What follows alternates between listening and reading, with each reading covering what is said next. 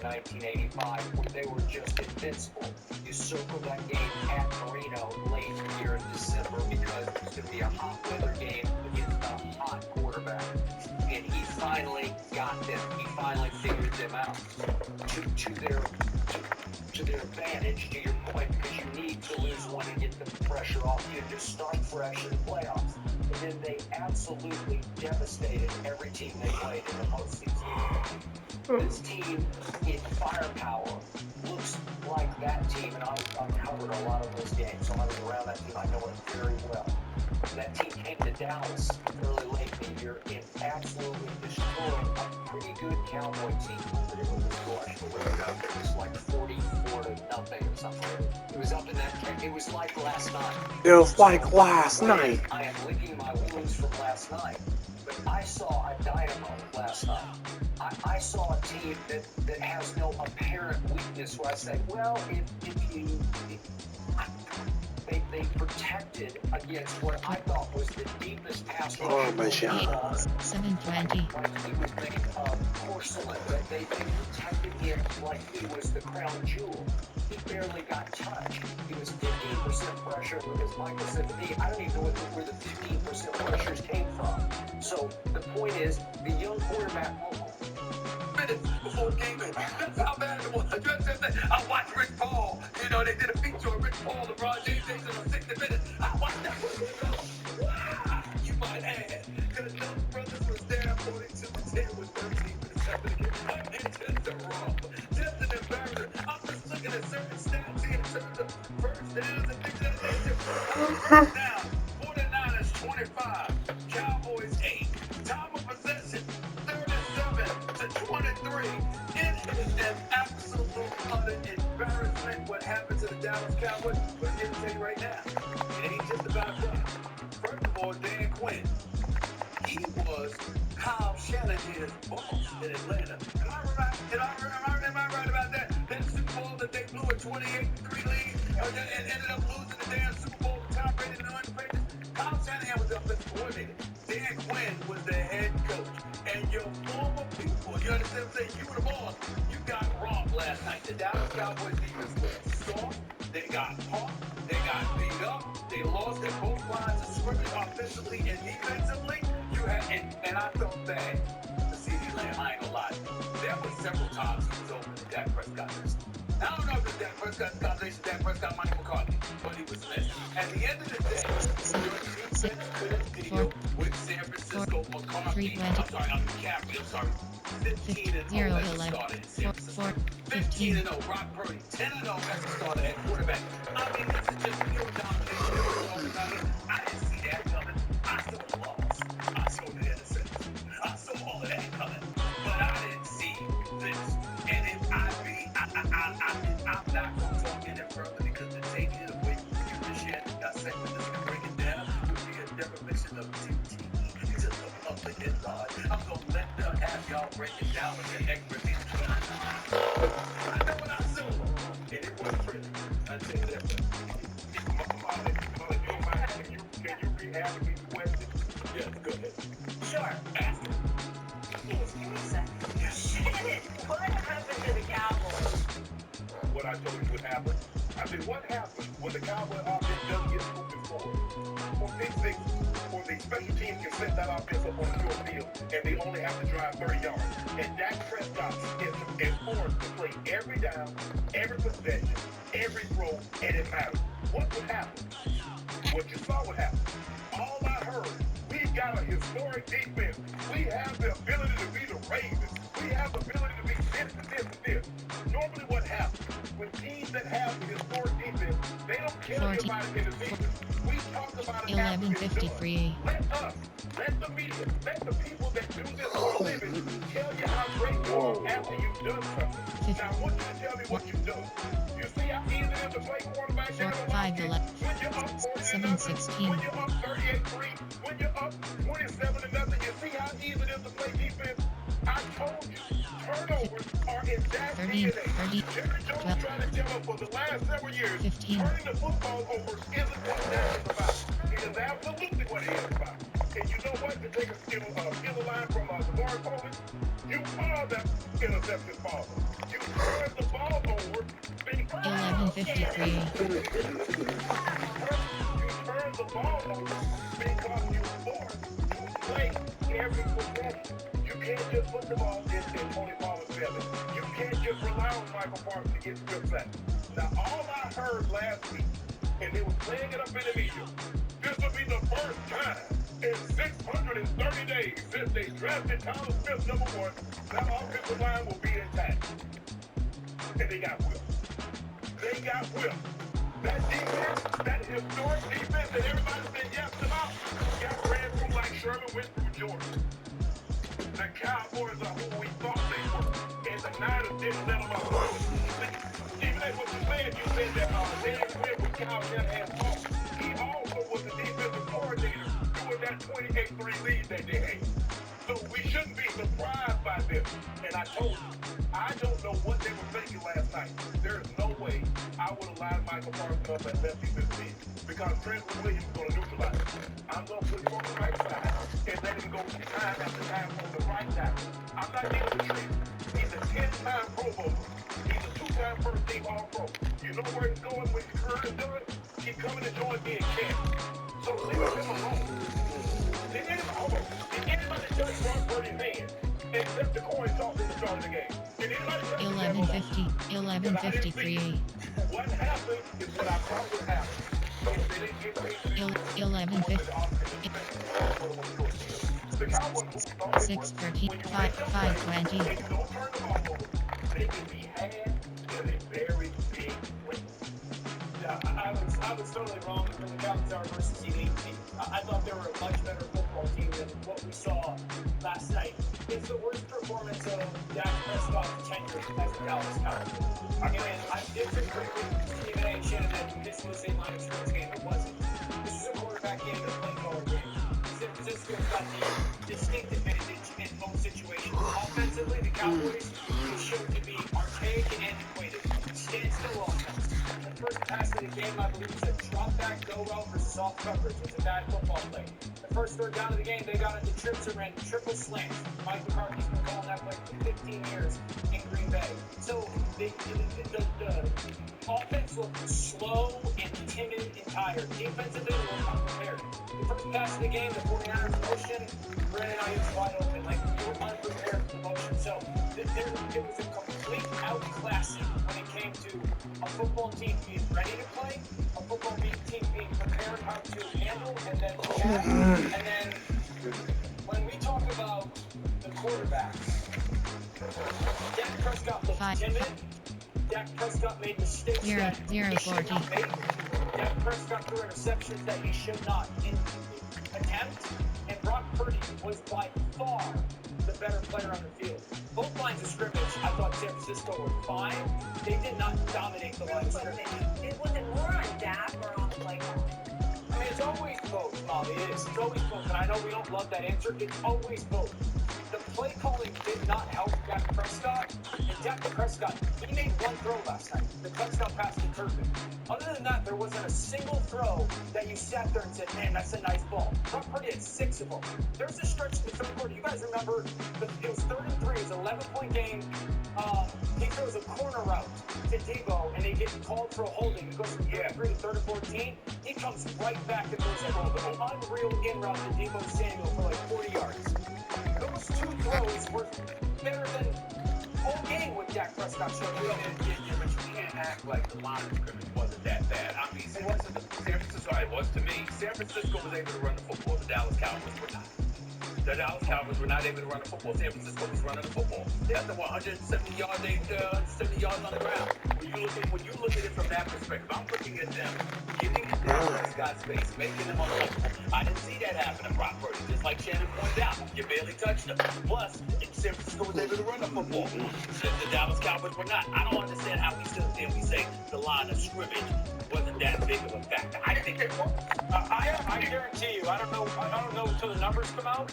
I guarantee you that the pass protection was better for Dallas than it was San Francisco, and I promise you, Brock Purdy was under pressure, duress, rush more than Dak Prescott was. Brock Purdy just made more plays. Dak Prescott was pressured on 37% of his dropbacks, and even when he wasn't pressured, he was 9 of 17 for 77 yards, no touchdowns, and 2 interceptions. Hold on, wait a minute. A man lost his job last year because y'all say the play calling, and it wasn't Dak Prescott. You remember Kellen Moore is calling plays for the Chargers because Jerry Jones played that on his head. You saw Jason Garrett. How many coordinators have Dak Prescott had? And we swept him under the rug trying to prop Dak Prescott up. He's average to slightly above average. And an average quarterback can get you to the playoffs because the team is really talented. But it takes a little more than average to go past the divisional round, to get you to the NFC Championship game, to get you to a Super Bowl. Come on, deal. I like Dak also. When the rubber needs to meet the road, Dak goes out road. He's not on the rubber. And we saw it again and again and again. So how many times does somebody need to hit you in your face before you realize they're for real? That's the first good season. This fourth, like the offensive with Kellen Moore as the offensive coordinator. Now they're in the middle of the pack in 6 seasons. And you're talking about that, and look at this. 9 offensive touchdowns in 5 games for the Dallas Cowboys. 18 teams in the NFL are better. Now, to me, that's not just about Dak Prescott. That's also about Mike McCarthy. So I'm saying, Shannon's point, we talk about, it ain't just about Jerry Jones. It was about Mike McCarthy nearly Jerry Jones. I can do this, I can do this. Yes. And then give it to me. And remember, he departs from Green Bay. Aaron Rodgers basically said we were a bit archaic. We were a bit outdated. He sat up there, took a year off, talked about what he learned, and said, hey, I'll come back a better man. I'm going to modify myself. I'm going to adapt. I'm going to be better. And this was his first chance. This has been his first chance to prove it. And he has fallen short in comparison to Kellen Moore. That cannot be ignored. I'm talking Mike McCarthy. Shannon, you know this as well as I do. Like, there's 2 ways to win offensively in the NFL. It's either execution or creativity. And I think the Cowboys, hopefully for them, learned last night, like, they thought they could just line up and out-technically the 49ers. That is not going to be the case against good defenses. And Mike McCarthy does need to become more creative. I thought it was archaic and it was predictable. I was sitting there going, here comes double slants, here comes triple slants. I know that San Francisco does. I think that the 2 biggest concerns walking away if you're Dallas is, one, how much is Dell going to play a factor when they play in the big-time games now? Because the last 3 times this offense has played against San Francisco, it's been an absolute embarrassment. And the turnovers and the quarterback play has not been good. If they want to get to where they want to get to, they're likely going to have to face this team again. How much does Dell play? And when we talk about the quarterback and the play caller, we're just having an honest conversation. You got to place them behind San Francisco right now. That's why I say, like, are they, and this is where I was wrong, are they legit Super Bowl contenders? If legit, because after last night, you got to place them behind San Francisco. You got to place them behind Philadelphia. You got to place them behind Detroit. You got to place them behind Seattle. And you probably have to place them behind the Rams offensively. That's what, 5 or 6 teams offensively, when you talk to, like, the creativity and quarterback play, that you have to go realistically. All of last night. Yeah, Stephen A. I'm going to let you jump here, Stephen A. After what we saw last night, no person in their right mind, outside of those delusional Cowboy fans, can say this is a Super Bowl contending team. What happened is that you saw the difference in physicality. From the start, you saw Greenlaw, you saw Fred Warner, you saw them punish receivers, you saw them punish the running back. Did you see Greenlaw lift Pollard up off his feet and slam him to the ground? And Pollard turned to the official. You're not going to go fly? I knew right then and there it was over. Because when you start asking a official because they're getting physical with me, are you going to throw a flag? That's unnecessary. It's over. It's over. I will say 3, this. 3, I have to share. 0, 15, Anybody 4, outside. 13, 52, The problem with that is 15. that the Cowboy fans are like cockroaches. Yeah, the problem. They're cockroaches, and they everywhere. Too many. They're just not in Dallas, Stephen. They're just not in Dallas. They ain't in Dallas today.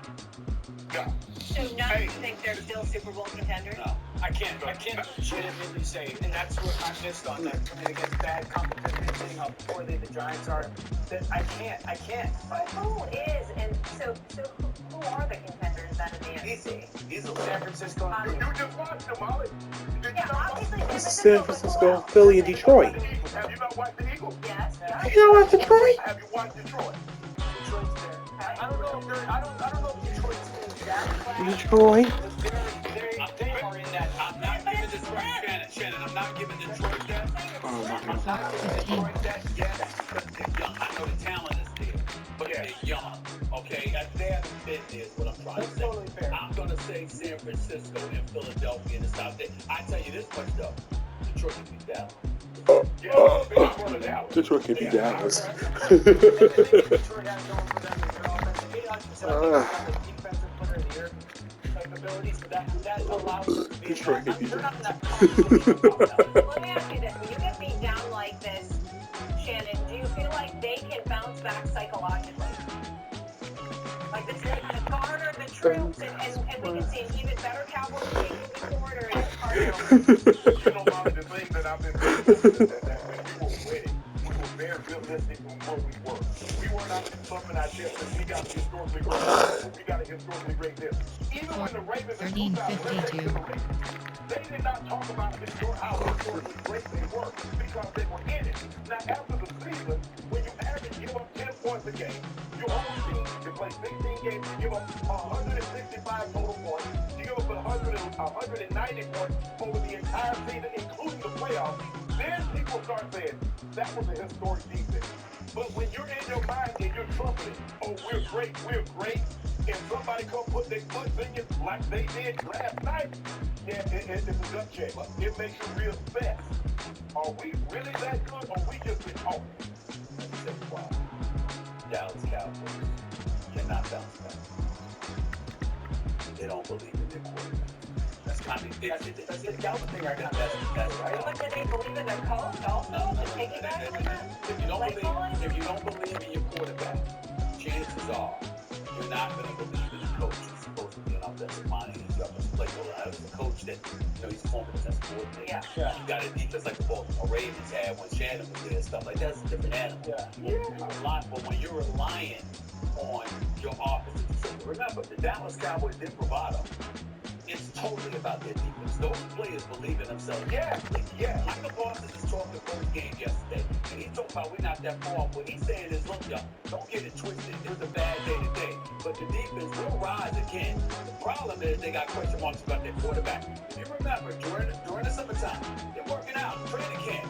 They're supposed to touch the quarterback. Now, Michael Parsons, he got ruled out of the way. He was touching the quarterback. Why? It's like, look, man, we need you. Hell with all of this. We're going to go about our business of moving forward and doing what we need to do. We're going to handle our business.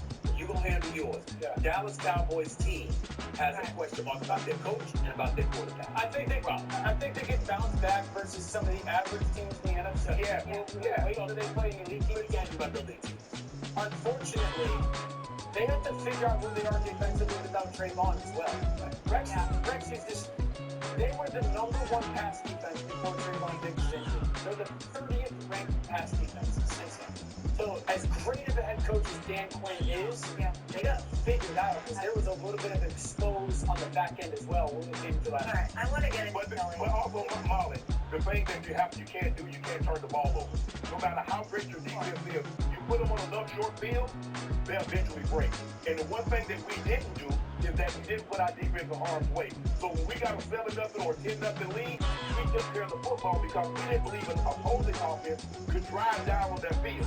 Well, Dak was turning the ball over left and right. So if you keep putting them back out there, remember, Stephen A. say how many minutes did San Francisco have the ball? Okay, so that means that defense was on the field for 37 minutes. But as we discussed, not much parity in the NFC this season. I want to get to the other teams. So the Niners aren't the only unbeaten one in the NFL. The Eagles moved to 5-0 with a 23-14 win over the Rams. How impressive was this victory for Philly? Yeah, that was the most impressive win of the year. I had a feeling that the Rams were going to win this football game strictly because of how good their pass game would be against Philadelphia's defense. And I got to give Philadelphia's defense credit and their defense coordinator, Sean Desai, in the second half. The adjustments that he made, played a little bit tighter, more man coverage, forced more difficult throws. Obviously, Philadelphia's offense was the story of the game. They controlled it. Stephen A. talking about time of possession, the long drives. Jalen looked fantastic at protection, and A.J. Brown was awesome. But it was really about that defense that I had a lot of question marks going into that game, and they absolutely rose to the occasion. Philadelphia looked like Philadelphia of last year for the first time this year. It was because of those halftime and second half adjustments defense. Fantastic job. I would say this. You're saying fantastic. I'm saying listen to Son Reddick was a man amongst boys when he got it home. That brother was something special, especially in those final two plays. But I give them credit where credit is due. Let's pump the brakes just a touch. The fact of the matter is when you look at the Philadelphia Eagles, red zone issues is still probably at our home. I messed up my head, right? But red zone, obviously a problem. I can hear that. But red zone, we went to the red zone 6 times. Only converted twice.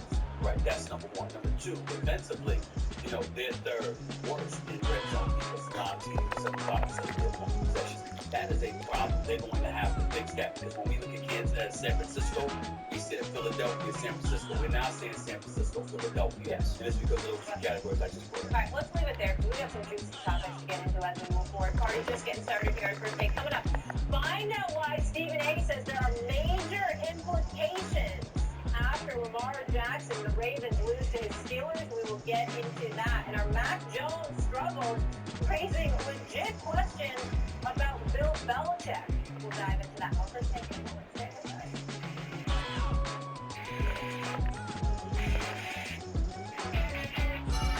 The terrifying trick-or-treaters.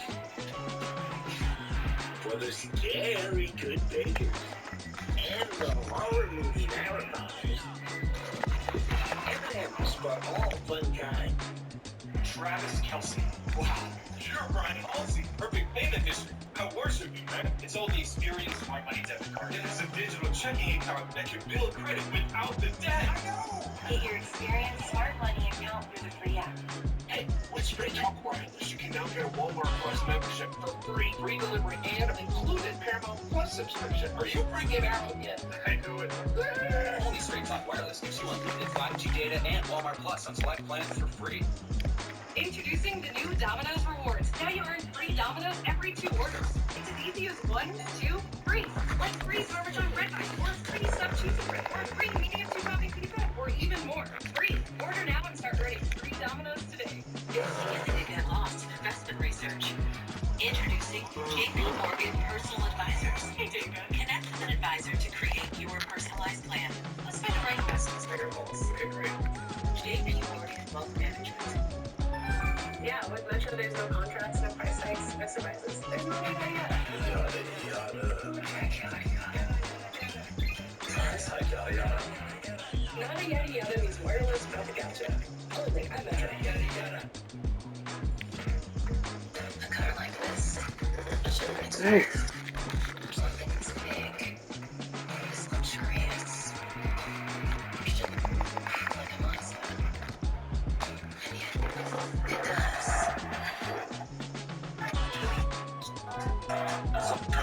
License. I'm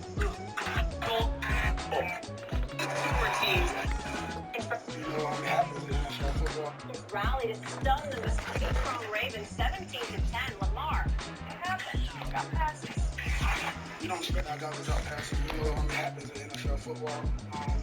Just had not grown time, but look at 13:52. the pads will go to work. I'm not surprised by anything in NFL football. It's just the way it goes. Keep working on that. I know we'll make those plays going forward. Those are balls that our guys are going to catch all the time. All right, so here's the deal. deal.